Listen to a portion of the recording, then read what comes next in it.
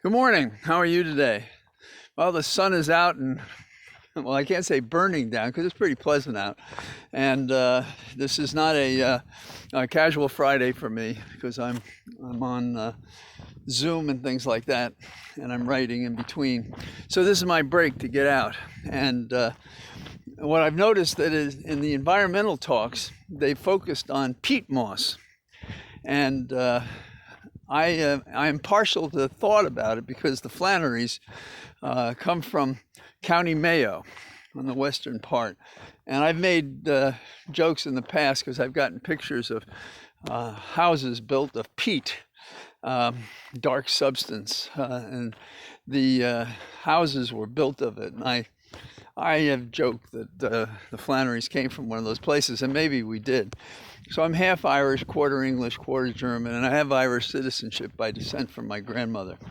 But we're really going to be talking about England and how they can use peat moss to combat carbon emissions. And one of the ways that they can is the moss does hold and not emit the carbon emissions. And it's layered. And if you ever walked unpleasantly in a peat moss, you'll feel your feet sort of pressing into the ground, sort of like you're on a mattress or something. And you have a similar feeling if you step on that green moss that seems to be everywhere in Ireland, but is also in Scotland and other places. And what they've decided is that they can control the carbon emissions by preserving these peat moss areas. Now, so reforestation and restoring peat moss has become a serious proposal because scientists have been studying this and see that it can happen.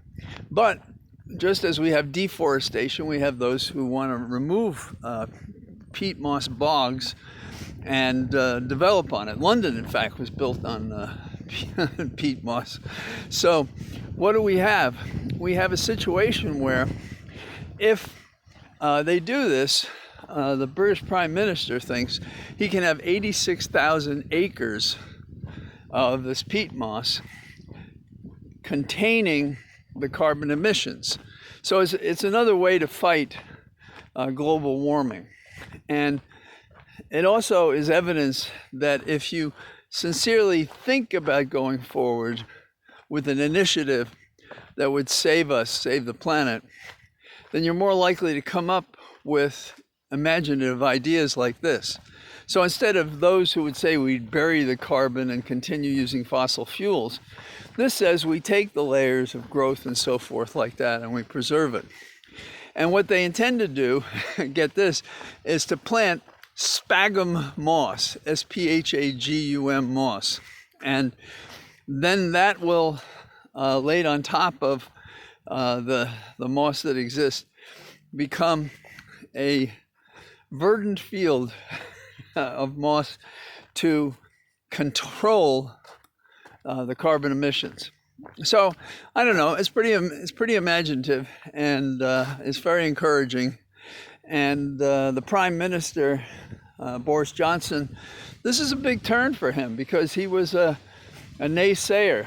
And I don't know if the people, the politics, whatever it is, has turned him around on the issue. And we need more people to revisit belief systems they have that they find just don't make sense.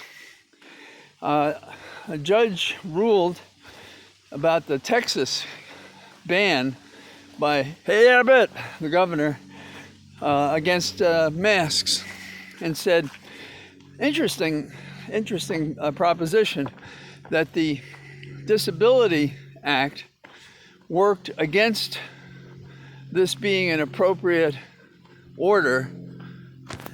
And the reason is because those who are disabled are more susceptible to the virus. And because they're more susceptible to the virus, it is discriminatory against them not to allow them to wear masks.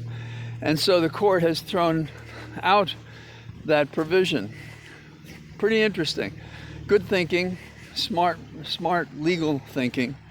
Of course, Texas is going to fight it and resist it and so forth. I can't imagine a dumber idea, but that's what they do.